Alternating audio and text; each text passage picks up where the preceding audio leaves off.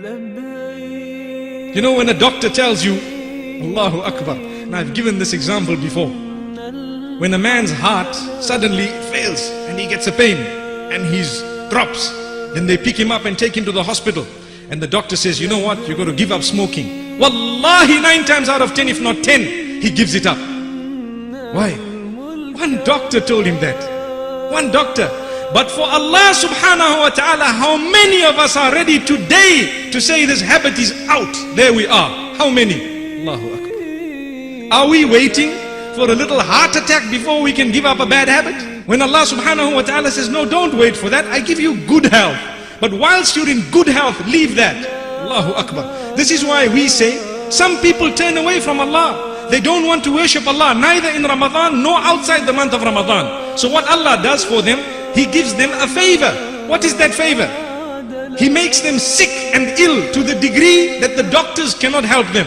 So what do they have to do? They are forced literally to say, Ya Allah, for the first time in their lives, raising their hands and coming salah early, mashallah. That is cheap. Wallahi, cheap meaning we are still fortunate that we haven't died before we raised our hands to Allah. But the question I have, should we wait for something to happen to us before we're going to raise our hands?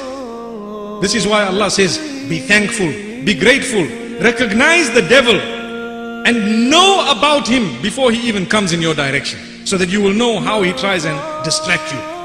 Ask those who've committed adultery all their lives, what have they achieved by it?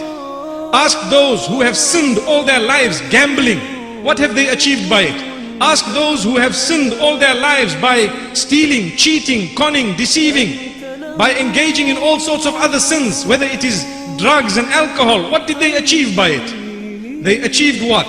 Momentary joy. Is that what they got? And now, if Allah has mercy on you, He will grant you a chance to say, Ya Allah, forgive me, never again will I do this.